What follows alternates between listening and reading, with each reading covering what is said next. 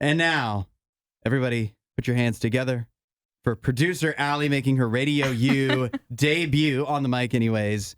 Allie, are you more nervous now or were you more nervous when Aaron Judge hit a home run to tie the game against the Guardians in Game 3? Oh, definitely more nervous with Aaron Judge. Who's not nervous when Aaron Judge comes up to bat?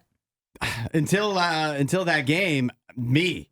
In the playoffs, I was like, he's just going to strike out. It's just what he does. But yeah, he kind of has gotten the monkey off of his back, it seems. But fortunately, although he did hit a home run, the Guardians wind up escaping with a win. Walk me through your emotions as a Guardians fan. How do you even keep watching? The stress, I can only imagine. It was so stressful that I was texting my group of friends and I was like, I don't know if I can watch this anymore. I'm sick to my stomach watching this game.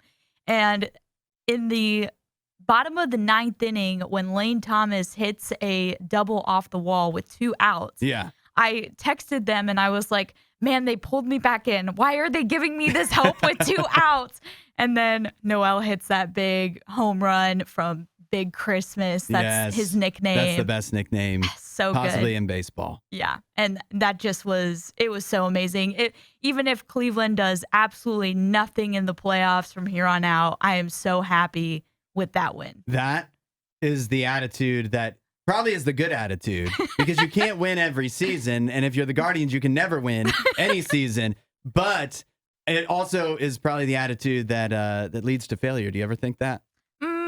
I mean, you don't actually own the team or anything. I am a Cleveland fan, so I just feel like low expectations is like the necessary outcome that you need to have, or else you will always be unhappy. Yeah, that's how, okay, I'm a Red Sox, I'm a Packers fan, and so like those teams will give me a lot of hope for a long time, and like I'm used to having higher expectations. I'm also a Buffalo Sabres hockey fan. Oh. I tell myself every year, I think they have the longest streak in sports of not making the playoffs. So I tell myself every year, if they just make the playoffs, I'll be happy. That's exciting.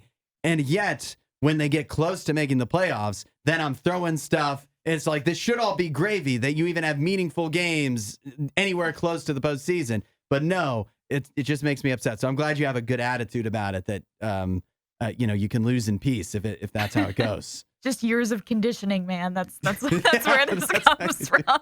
I'll tell you what, though. I am rooting for you, and because there's nothing that the world needs less than a Yankees-Dodgers World Series. Amen. I know that will get the highest ratings.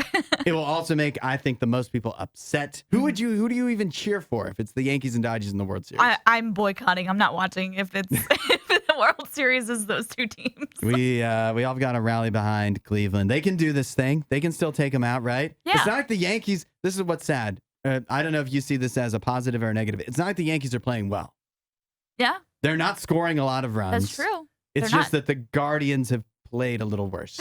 Yeah.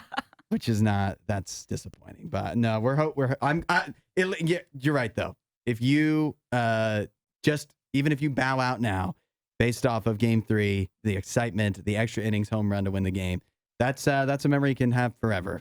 We're never forgetting that game. Just like a World Series ring. While you're here, you should watch more of our videos and subscribe so you don't miss what we do next.